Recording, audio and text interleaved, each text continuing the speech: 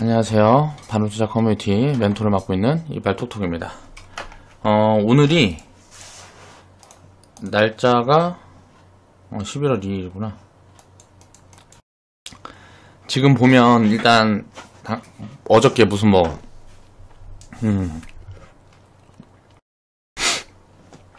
트럼프랑 시진핑이랑 이제 전화로 약수를 했죠. 그렇게 약수를 하면서 오늘은 이제 공매도 해지 물량, 그러니까 이제 이런 시그널들이 나오면 공매도 세력들은 차익 실현을 하는 거죠. 그러면서 이제 외국인 수급이 좀 들어오는 모습이었고, 기관들도 장 막판에 좀 장을 돌렸죠.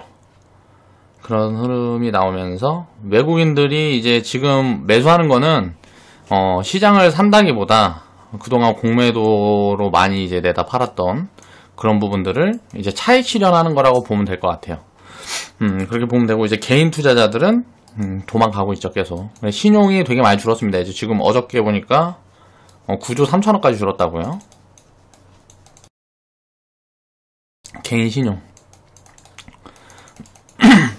그러니까 이 신용을 쓴다는 자체가 이 수익에 대한 기대 때문에 내가 감당할 수 없는 돈을 신용으로 사용한 사람들은 요번 주 월요일 날 자살 났겠죠. 거기서 이제 반대 매매가 최대치로 나왔으니까 일단 단기적으로 반등이 나온 포지션이 그때부터니까 제일 쌀 때 어떻게 보면 개인 투자자들은 이 신용이 최대로 터진 거죠.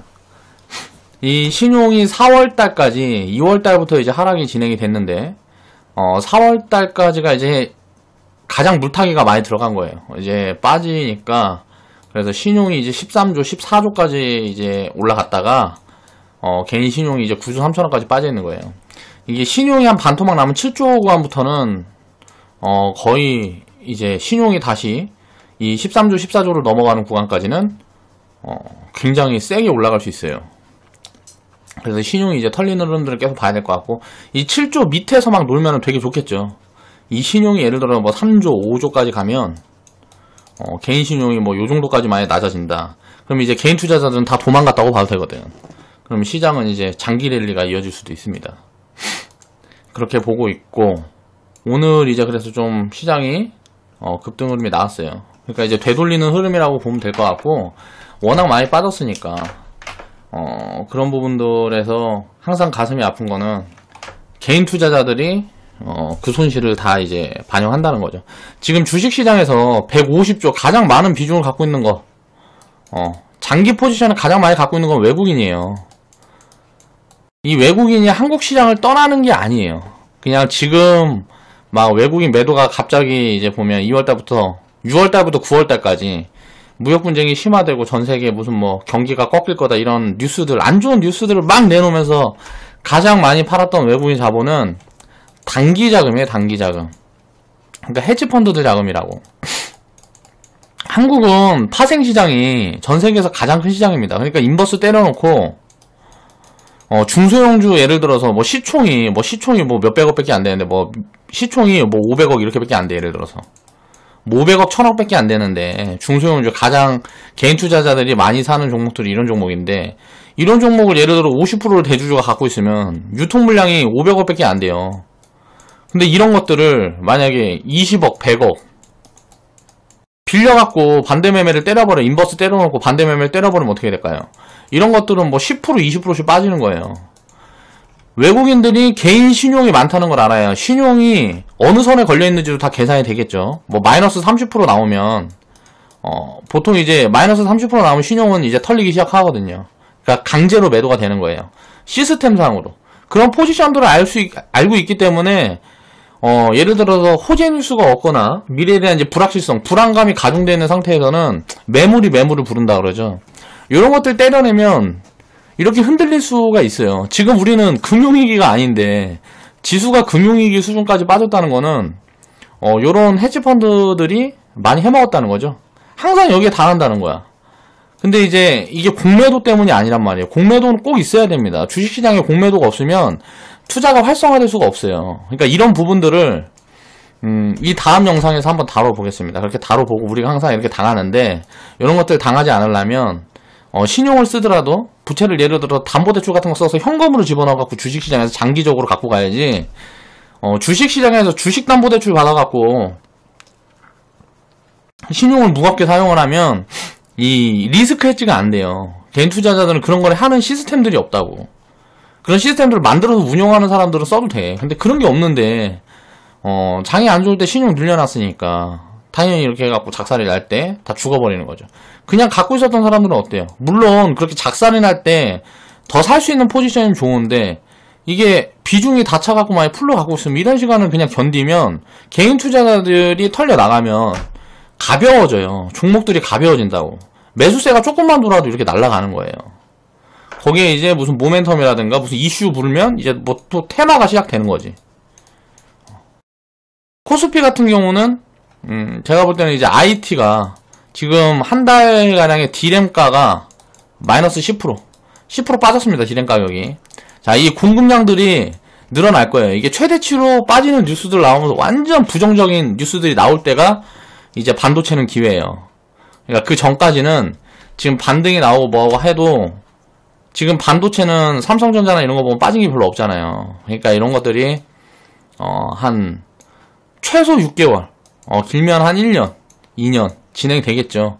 그리고 나서 이제 신산업 4차 산업에서 이제 이 수요가 공급량이 이제 너무 많으면 이런 것들을 이제 감당할 수요가 늘어나는 그런 포지션에 요게 해소가 되겠죠. 이 흐름들이 어딜까를 보면 제가 봤을 때는 자율주행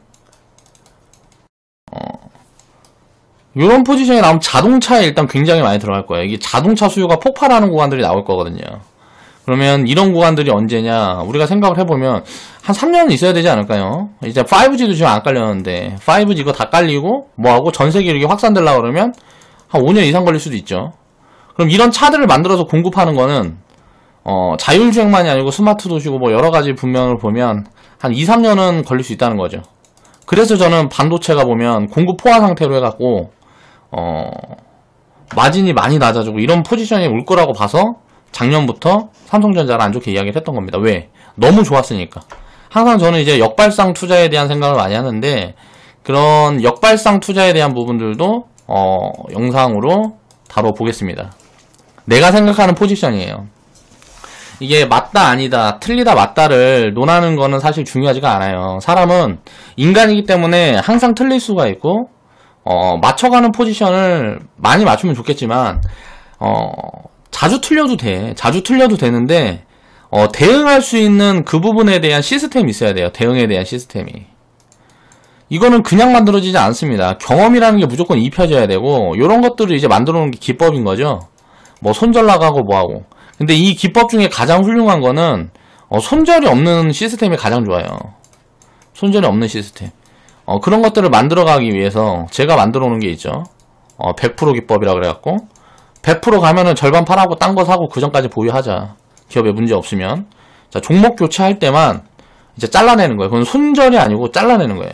그 종목을 살라 그러는 게 아니고 다른 더 좋은 종목이 보이거나 아니면 뭐 이런 포지션의 변화가 왔을 때 취해가는 포지션 말고는 그냥 끌고 가는 이런 포지션을 제가 이제 시스템으로 만들어 놓은 거를 지금 우리 회원분들하고 저하고 같이 하고 있는 거죠. 이런 것들이 결과물이 만들어지는 게 한 6개월에서 한 1년이면 되지 않을까. 이제 제가 말하는 결과물은 그래 길게 봐서 2년으로 보자. 또 1년으로 봤다가 1년 좀 넘어가면 또 뭐 지랄지랄 할 수 있으니까 이렇게 보고 이 구간에서 제가 말하는 결과물은 이제 손익분기예요. 계좌 더블. 이 구간이 오면 현금 계좌를 잘 이제 엮어서 사용을 해가지고 영원히 손실이 불가능한 그런 투자자들로 내 시스템 안에 가둬드리겠다는 거지. 내가 먼저 경험을 하고 굉장히 힘든 뭐 몇십 년, 10년 이상의 그런 것들을 다 겪어왔는데 그 부분에 대한 데이터가 없는 게 되게 아쉬워서 회원분들이랑 저랑 지금 같이 함께 하고 있다는 거죠. 그런 것들에 대한 결과물이 만들어지고 이런 것들이 데이터로 만들어지면 이 데이터 팔아가지고 돈 벌면 돼요. 그래서 그런 것들을 그 데이터를 만드는데 도움을 주는 우리 회원분들이랑 저랑 우리 커뮤니티에 속한 그 사람들이 다 놀아먹는 그런 구조를 만들어가는 게 우리의 미래라는 거지. 그러니까 시작은 이렇게 미미하고 허접하게 시작을 했지만 유튜브 이런 걸로 해가지고 사람들이랑 소통하고 하면서 뜻이 맞는 사람들을 모아가는 과정인 거예요. 우리는 어떻게 보면 큰 사업을 시작했다고 볼 수도 있어요.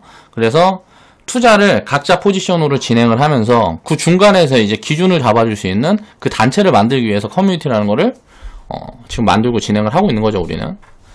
자, 오늘 할 이야기는 전세계 증시 비교 분석.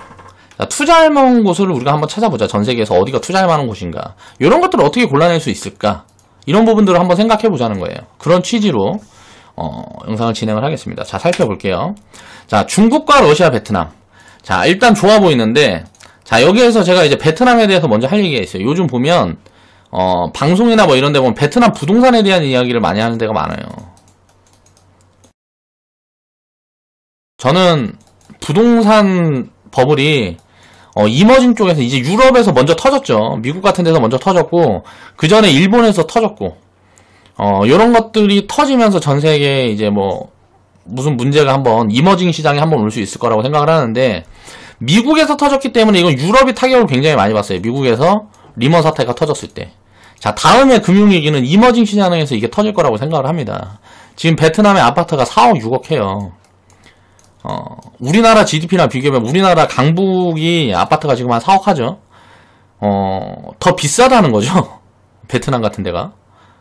왜 그럴까? 어떻게 이렇게 비쌀 수 있지? 내가 예를 들어서 한 1, 2억이나 된다 그러면 뭐 투자해도 모르겠어. 근데 이거는 지금 제가 봤을 때는 너무 고평가라는 거죠. 부동산 시장에. 이런 것들이 나중에 몇 년 후에는 이제 작살나는, 그러니까 쉽게 말하면 여기에서 버블이 꺼지면서 이머징 시장 부동산이 예를 들어서 다 작살날 때 중국이나 한국이나 뭐 이런 데서 다 이제 작살나는 부분들이 나올 때 굉장히 크게 리스크가 올 수 있다라고 생각을 해요. 그래서 조심해야 된다고 생각을 하고요. 지금 한국 같은 경우는 가장 큰 문제가 여기서 타격을 가장 크게 볼 수가 있죠. 기업들은 상관없어요. 그냥 서민들만 죽는 거예요. 서민들만 죽는 거기 때문에 위험한 거야. 여기에 부채를 갖고 있는데 이 부채 중에 부자들은 이거 부채 작살나봐야 남는 돈이 있어. 그러니까 상관이 없다. 그 돈 갖고 또 키워가면 되니까. 서민들은 박살나면 끝나요. 그냥 인생이 끝나버린다고. 그래서 이런 부분에 대한 전 대비를 해야 된다고 생각을 하기 때문에 대출이 과한 사람들은 내 삶의 수준을 좀 떨어뜨려서라도 월세로 이전을 한다든가 그렇게 해야 된다고 자꾸 얘기를 하는 거예요. 왜? 몇 푼이라도 남겨놔야 되니까. 예를 들어서 부동산 값이 지금 마이너스 50% 된다. 증권에서. 견딜 수 있는 서민들이 얼마나 될까요, 이거? 심각하면 일본처럼 마이너스 70%까지 작살날 수가 있죠. 이렇게 되면 견딜 수 있는 서민들이 어디 있냐, 이거야. 이거를 견딜 수 있다 그러면 이건 중산층이에요. 서민이 아니에요. 예를 들어 부채 비중이 뭐 마이너스 30% 미만이다. 내가 이걸 해소할 수가 있다. 그럼 집은 남잖아. 집값이 떨어져도. 그런 사람들은 상관이 없어요. 집을 두 채, 세 채 갖고 있는 사람들은 상관이 없다고. 안 죽어. 왜? 집 하나 털고 나머지 한 개 남으면 거기 살면 되니까 안 죽는다고. 근데 집을 한 채 갖고 있는데 부채 비중이 많은 사람들은 이거 부동산 무너질 때 무조건 죽어요. 그래서 굉장히 위험하다는 거예요, 이게. 저는 그래서 이런 부분들에 제가 봤을 때는 참 통곡의 시기가 한번 올 것 같아서 자꾸 제가 영상에서도 자꾸 언급을 하고 하는 거예요, 부동산. 이런 것들이 만약에 오게 되면 굉장히 마음이 아프니까. 우리는 미국에서 그런 부분들을 한번 봤고, 미국이 모기지 버블 깬 다음에 어떻게 됐어요? 이렇게 작살나는 걸 한번 봤죠. 영화로도 막 나와 있어요. 그 영화 제목이 기억이 안 나는데 그 영화들 보면은 참 좋을 거야. 사람들이 도움이 많이 될 거라고 생각을 해요. 일본의 경우도 우리가 경험을 했어요. 근데 이게 바뀌질 않잖아. 이건들은 정부가 어떻게 해주지 못해요. 이걸 조이고 뭐하고 해봐야 돈 있는 사람들은 법적으로 다 피해 나갈 수밖에 없어. 대책을 강구해서 정부에 무슨 뭐가 발의되고 뭐하고 하면 그 부분에 대해서 이제 뭐 바꿔서 어떻게 또 투기를 해볼 수 있는 그런 방법들을 계속 찾아낸다고, 부자들은. 그걸 또 막으려고 그러면 그 막아지는 시기가 또 있기 때문에 그 부분에 대해서 또 이런저런 해갖고 또 찾아내고. 항상 다 피해간다고. 서민들은 이런 거 하나도 피해가질 못해요, 절대. 왜? 그러니까 서민인 거야. 그걸 인정을 해야 돼. 그래서 저는 진짜 지금 한국에 있는 부동산은 굉장히 위험한 수준이라고 저는 생각을 하고, 요 부분이 굉장히 큰 리스크다, 한국은. 지금 무슨 뭐 취업 못하고 이런 건 아무것도 아니에요. 진짜 길거리에 나앉고 막 이렇게 되면, 나라가 돈이 있으면 다 되겠지, 어떻게. 어떻게 지금처럼, 좀, 뭐 실업급여 주고 뭐 이런 것처럼 돈 좀 주면 돼. 근데, 그런 부분들이 좀 의구심이 저는 있어요, 개인적으로. 한국이 연금 운용을 되게 잘못하고 있다고 생각을 하기 때문에 이 연금이 이 연금의 70%가 70% 이상이 안전자산에 들어가 있어요. 말은 좋죠. 안전자산이라고. 말은 좋아요. 이 안전자산이라는 거는 돈을 이제 뭐 땅바닥에 묻는 거랑 똑같죠. 제가 졸리 대표 방송 같은 거 가끔 보면 그런 얘기들을 굉장히 많이 하는데 저는 여기에 공감을 되게 많이 한단 말이에요. 여기에 자산 비중이 70%, 이건 미래가 없어요, 미래가. 이건 생산을 할 수 있는 자산이 아니란 말이에요. 이건 미래가 없다고. 전 세계 연금 운용이라든가 이런 것들 보면, 70% 100%예요. 요런 게 다 전 세계 주식시장이나 채권시장 이런 데 다 이렇게 나가 있다고. 그럼 이런 돈들이 이제 이거 복리를 만들어가지고, 이런 돈들이 복리를 만들어갖고 국민들한테 나눠주고 해야 되는데, 국민들 인식도 썩어있고 잘못돼 있는 거지. 우리나라 연기금이 예를 들어서 무슨 뭐 주식 산다 그러고 뭐하고 채권 투자 비중을 뭐 이렇게 갖고 100%까지 늘린다 그러면 이거 원금 손실 가능성이 있다 그러면 내 미래가 불안하다고 생각을 하겠지. 금융 지식이 깡통이니까. 그러니까 이런 부분들 때문에 청년들은 최대한 연금을 안 낼 수 있도록 노력을 해야 됩니다. 이런 부분들이 바뀌기 전까지는. 미래가 없어요, 절대. 우리는 어차피 받아먹지 못해요. 이대로 되면 연금 고갈되고 그럼 세수 늘려야 되죠. 나이 많은 사람들 많아지면 어떻게 돼? 세금 누가 내야 돼? 젊은 사람들이 내야 되잖아.